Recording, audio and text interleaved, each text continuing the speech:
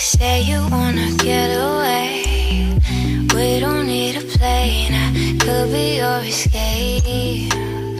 Take you to a place. Welcome back to Today with Jillian. I now have Christina Rubio here with me with Ochoa and Rubio Attorneys at Law. And she's actually going to be talking with us today more about her title services and her title agency that she has. And thank you for joining me. Thank you for the invite. I'm very excited to be here. I'm excited for you. All right. So now, being a bankruptcy lawyer, what made you branch out and do the title stuff? Well, we do bankruptcy work, and we also handle a lot of loan modifications and short sales for people. So a lot of the documentation is the same. A lot of the paperwork is the same. We had a series of clients who had asked us time and time again if we could handle a closing for them in the event of a short sale or a refinance or different things. And we really weren't providing those services, which I thought was kind of a missed opportunity. And it just seemed like a logical transition from what we were doing to go ahead and just offer those services for a lot of our clients who are going through difficult times and end up having to sell their homes as a result of other financial situations. So it was just kind of a natural extension of what we were already doing. Yeah, that's perfect. Yeah, it's almost like me doing residential, and I could sell homes, but I may not do rentals. But with us, we do them all. Some realtors don't, but I know what you're saying. So it's almost a natural extension to it was, and it was a lot of the same paperwork that you're going to see on the purchase and sale side for whether it's a short sale, whether it's a foreclosure, whether it's a brand new purchase. So it just seemed like a natural extension. So we decided that it was really time. This was a good time and a good opportunity for us. Yeah, and congratulations on it. Thank you. Thank you. Yeah, we're very excited. Yeah, we're very excited about it. So what service or what title services do you actually offer? Well, we will do closing start to finish. So we will work with the brokers from day one through working with the lenders or the mortgage brokers who are involved, and we will handle everything for the closing, including the title searches, abstracts, anything to do with clearing up the title that needs to happen prior to the closing taking place. We will actually do the actual closings themselves.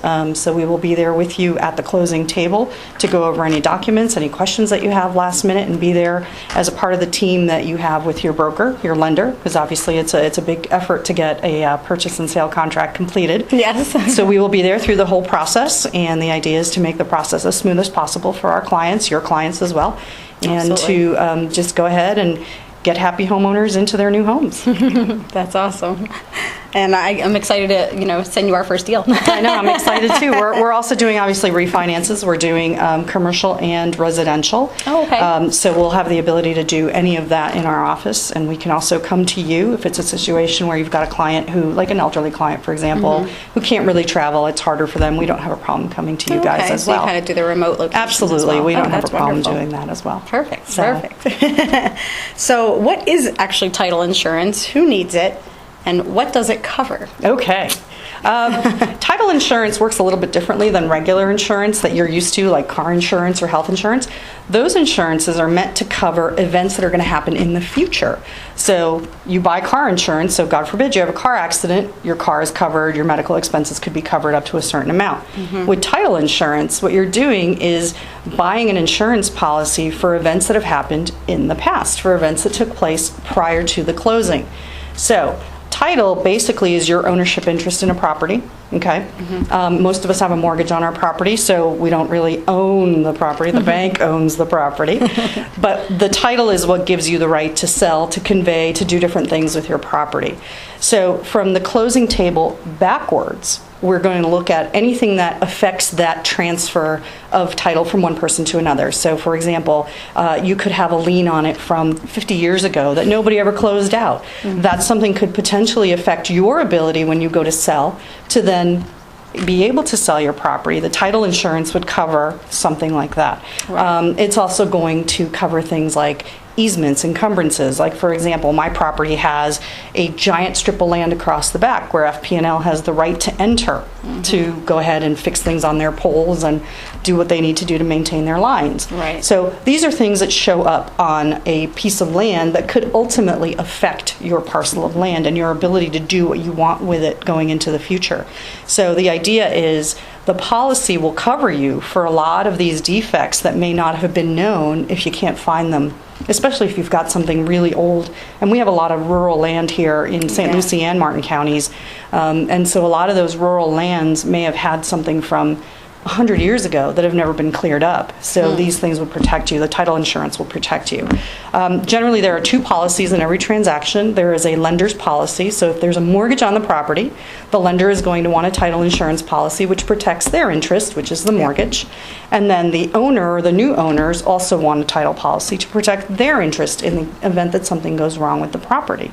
So who needs it? I think almost everybody needs it nowadays. I would be really reluctant to close anything where there isn't a title policy in place, just because you run huge risks if there is a liability at some point in the future. They're going to look backwards in time to the last title policy, and if you don't have one, and you knew about these defects or you later found out about them, you could be in trouble. You could be held responsible for some of those defects. So it seems silly when you're making a huge purchase, most likely the biggest purchase you'll ever make, to not spend a little extra money to get the title policy. The lender is going to require you to have one for themselves.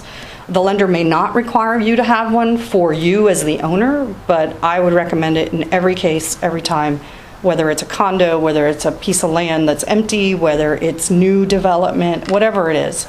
It's just something that is going to protect you into the future from anything that's happened in the past. Right, because even new construction, people are like, well, it's a brand new house, why do I need it? It's the land also. It's the land itself, and whatever the developer may have had or reserved as rights to that land, you want to make sure that you know about all of it before you make your purchase. You want to be as informed as possible, and a title search is going to allow you to have that information to make the right decisions for yourself going forward. You say that so much better than me. When I get my clients who ask me, what do I need this for? I say, basically, if someone comes knocking on your door one day and says, oh, you owe me money for this, you could go, no, I don't. Here's my title insurance. Absolutely. That's my summary of how and that's really the basics of it, but it's true. You never know what's out there. Right. And like you said, even though it's a new piece of property and it's platted and everything is set out and you can look at a map and go, this is completely a developed community, it's master planned, everything's perfect, you're still going to have issues there. You could. Remember, that land used to be empty at one point, and there may have been some easements that were granted prior to the development starting.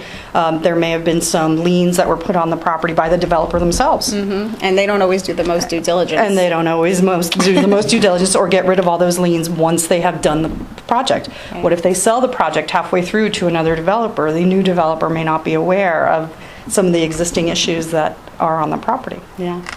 So that, like I said, though, that was a wonderful explanation because mine is so much a little more convoluted. Elementary. A little more convoluted. Yeah.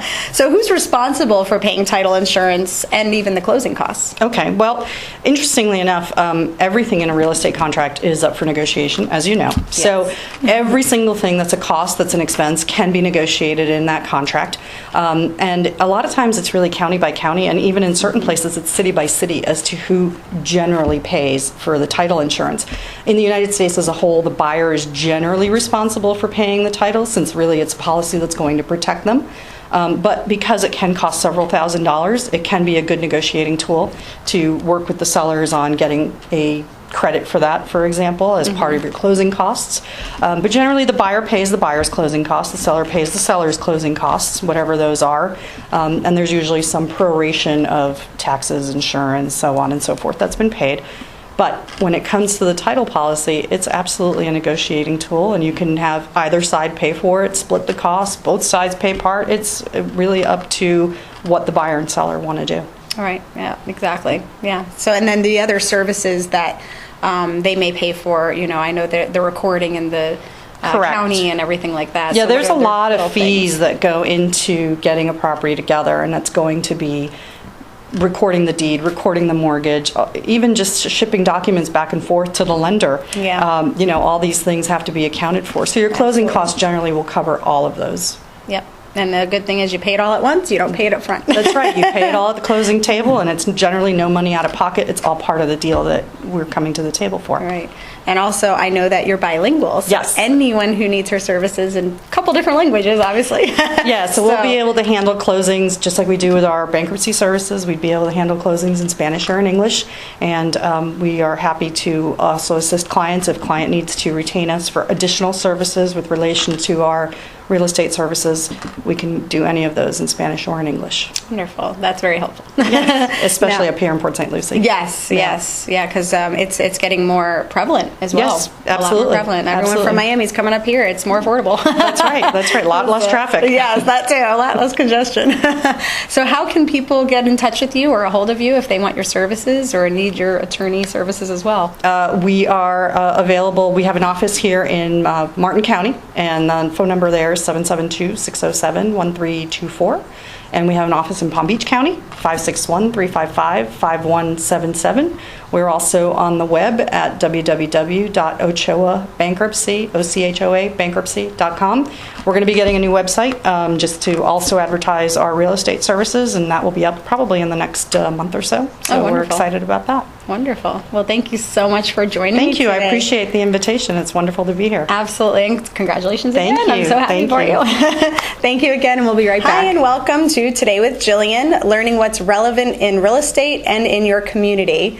And today I have Armando Rodriguez. He's running for the Port St. Lucie City Council District 2. And thank you so much. I've Thank you. been getting to know him a little bit lately in the past month or so, Yes, and learning about his cause and how he's going to be able to help this area grow tremendously and just build it up and do really great things here. So I'm really glad you joined me today. Thank you. No, thank you for having me. I appreciate it. Absolutely. So tell me a little bit about your background and what brought you to Port St. Lucie. Basically, my background starts in New York. I was born and raised in the Bronx. I worked in the community basically as a child. I was a big part of the boys club that was across the street from my house.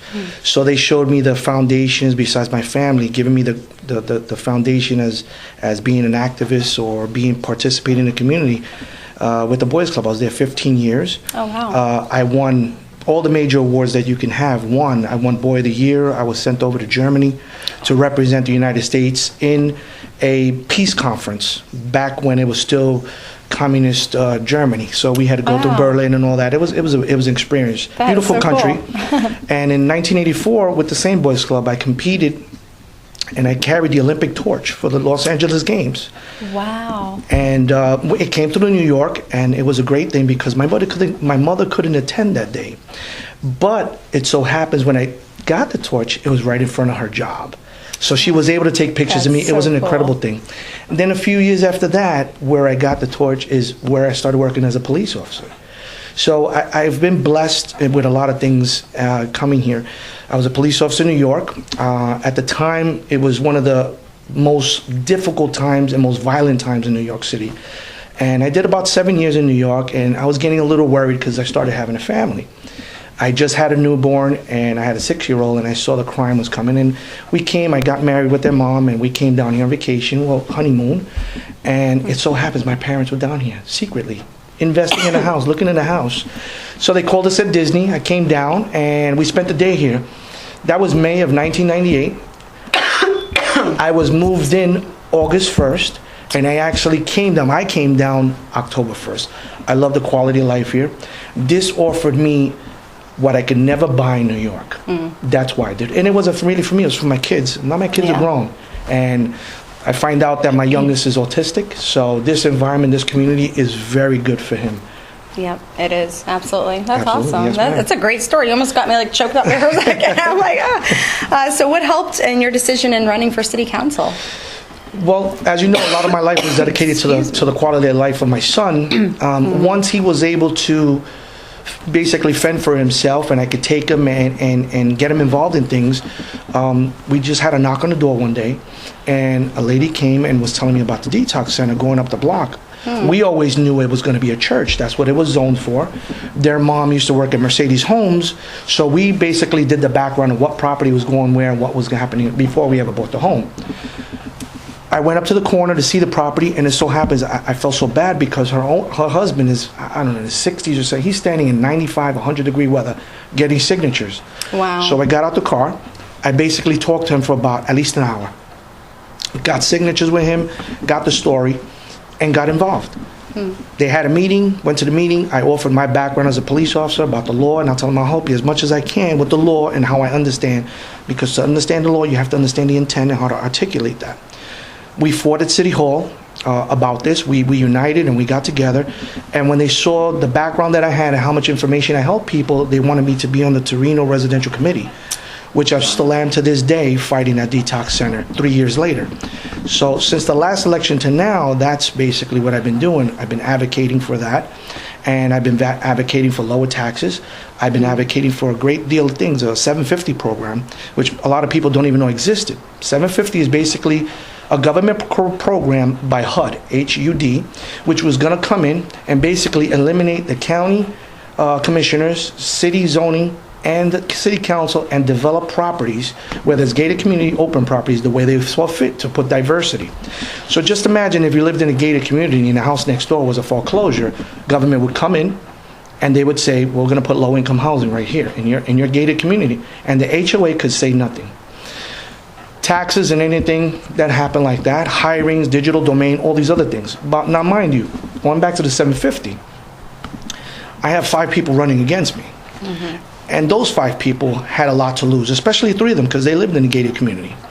Now imagine if these 5 people that are running against me can't advocate for their own problem and can't fight for themselves, how are they going to transmit that to the people that they're going to fight for you?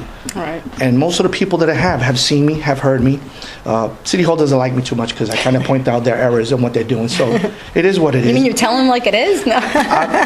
Listen, I'm a straight shooter. I'm very honest. I have that reputation. I'm a good dad. So I have the credibility in the community. I support everything and everybody. I go to all the events. People Yes, see you me in the do. store. They stop me. They Yep. talk to me. And sometimes people can't talk. They're scared or they're not comfortable. So I agree with them. I hear what they do, and then I talk. So I got involved in that. I met a lot of wonderful people, and it's amazing how many people you have here that know so much and want to help so much, but some people on that council don't allow them to, or the city doesn't allow them. It's sad.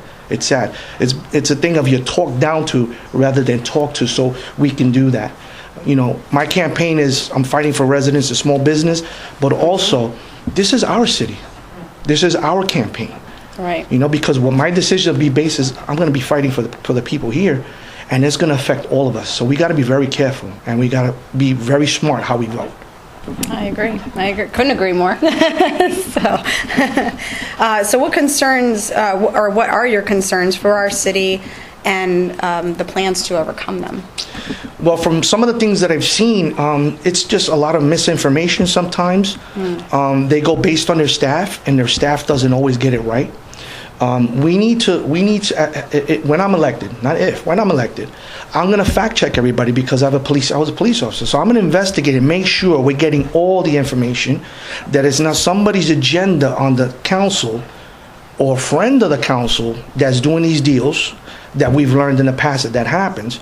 And we're going to make sure that we get it right. And my thing is ultimately to protect the residents, to protect their property. Residents don't understand how valuable they are. They are like, it's like a company, they're shareholders. You have to do your best to get their value and maintain their values for their houses. And you always have to protect them because they are the foundation of any community.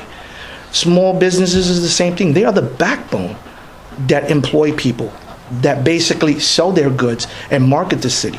So we have to protect them both, and we have to understand how to work with them rather than work against them. And we have to have economic responsibility that everybody says, but they leave out the key ingredient in that, and that's accountability. Accountability is a word that's very lost. It's lost in the translation. You see, with $220 million in debt, nobody's been fired. I'll give it even some people that are responsible for that debt are sitting on the council today. So we have to change that if we want real change. And that's what it's going to take. That's what I would do. I'd always fight for the people and their rights in small businesses.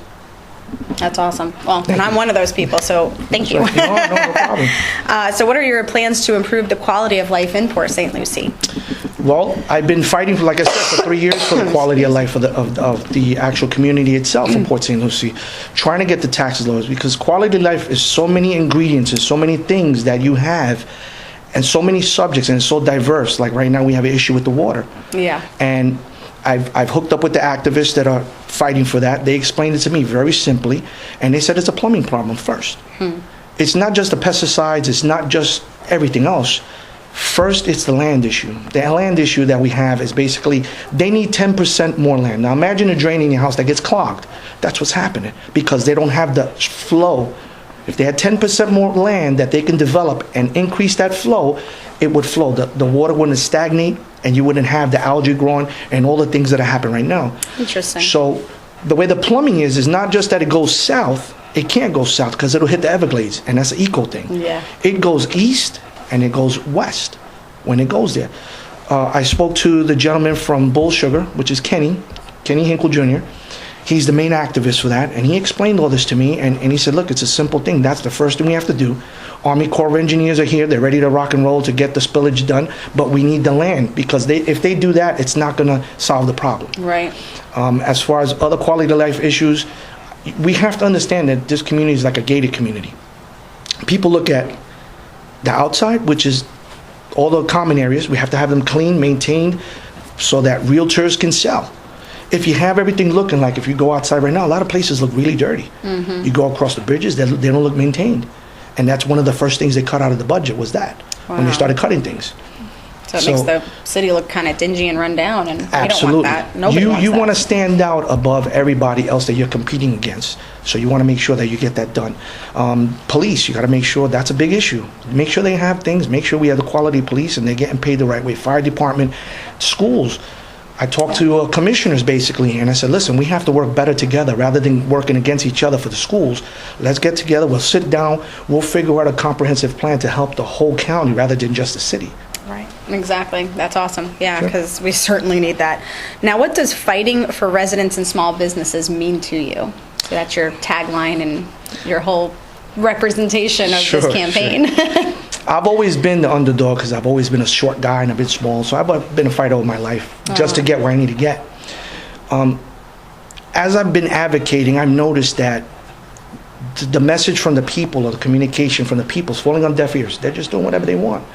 I've advocated for 3 years, a little bit more than that, and there's nobody that's competing against me. You can add up all the 5 people that are running against me, multiply by 10, and I still beat them by 30 times of how much advocacy I've done. Small businesses have problems with the building department, whether it's permits, whether if it's requiring permits, information. There's no process of consistency, and that's all people want. They don't want to call 10 times and get 10 different answers because they want the right thing. I've been doing the networking. I've been out there meeting the residents. I've been all over, and I don't see anybody that's running against me doing that. To be in this position fighting for anything, you actively have to sacrifice. And I know that from being a cop. I know that from being a police officer in Florida too. You have to sacrifice of yourself to make changes in your community for the better. And that's one of the things I'm doing. I'm willing to sacrifice. It's gonna be my full-time job. So I'm gonna make it happen no matter what. My phone will be on all the time. We have to make everybody in this city, residents, owners of businesses, homeowners, people that rent, feel important again, that their voice matters. Oh, we matter. Yep, I agree. Absolutely. I agree. So now that, and thank you so much, because that really helped explain what you're campaigning for, what you're about, and you really take it to our level. You know, you're on our level. It's not like you're above us; you're with us. You always have to take it there, because if you stop listening, you stop doing the people's work. Yeah. And that's the most important. I'm elected by you. I'm your eyes, your ears, and your voice. Mm-hmm. I'm not going to sit up there and be egotistical or arrogant. I'm a humble guy. I'm a blue-collar guy. Yeah. So I'm going to fight the way I've always had. Yeah, that's awesome. Thank you. No, thank you. Thank you. So how could people support you in your campaign and your cause? Because it's a big one. Well, you can go on the web. It's electrodriguez2016.com. You could also use that same name, Elect Rodriguez 2016, and go to my Facebook. We actually having a fundraiser on the 29th, and it's from 6:30 to 9:30 over at the 440 Peacock. It's only $25 for the plate. We feed you good. Basically, you're going to learn things about me and that I can't say here, because there's a lot. You'll learn my background. There's going to be people that know me for 18 years. There's people that are going to know me since I was 4 years old talking. And I want to educate everybody. What I want to do in my campaign, because it's not mine, well, our campaign, let me rephrase that, I want to inspire people. That's what I always want to do, inspire people, because we can do so much better. You know, and the 3 things, my philosophy is communication, cooperation, coordination. That makes the best leaders ever in the world. If you can talk and listen, and you get the cooperation, and you all figure out the way to go, and you all go, you become an unstoppable force. And that's what I want to do for the change for the city. Wonderful. No, that's thank you. Amazing. Thank you so much. No, thank you as always. I And thank appreciate you for it. joining me today. No, again, and thank you for hopefully having me. our viewers got a little taste of that, and hopefully you can come out Wednesday night. I know I'll be there. And, It's going to be a good time. Yes. Good, really good time. Yes. Good food, good time. You'll learn a lot of things about me that you never knew. Yes. Well, you found out today, but a lot of people there that don't know. And it gets a little bit Correct. more into it, but it's going to be a great time. Great time. All right. Well, thank you so much for joining me today. No, thank you as always. I appreciate the help. Thank you so much. And we'll Thank be you. right back. Welcome back, and thank you for coming today. In closing, I would just like to remind you to go to my website at www.todaywithjillian.com, and if you have any questions, you can ask me there, and every week I'm going to start answering some of those questions. But if you don't see your question answered live on the show, I will also answer them on my website there. So please make sure you go there. And also, our tip of the week right now, for this week, is now the time to sell? I get that question a lot, and yes, it is. And it is also the time to buy. Why is it the right time to sell, though? Is because prices have been going up, and they're not really going to come down anytime soon. At least we don't foresee that. So yes, now is definitely the time to sell. And it is the time to buy, though, because interest rates are still low, and eventually that will not be around much longer. So we want to buy those homes now as well. And as you know, every week I'm going to be featuring a listing that I personally just get. So this week we're doing 4060 Greenwood Drive in Fort Pierce. And it is in Greenwood community, which is literally just a little circle of a street. It's a really wonderful house. The home is built in 1959. So it has a lot of that old Florida character. It is a concrete block structure home with a 4-bedroom, 3-bath, 2-car garage. And one of the bedrooms and baths is actually a mother-in-law suite. So it does have 2 masters in the home with a screen pool. And we currently have that listed for $185,000. So if you're interested in that, as you know, to get in touch with me, go to www.todaywithjillian.com. Thank you so much and have a great week. Bye-bye. Getting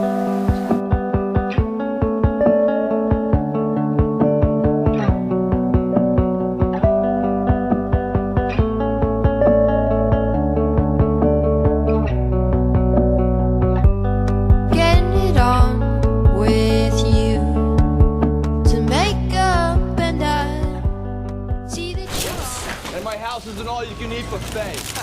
If you got the wrong home insurance, you could be DIY. Uh-oh.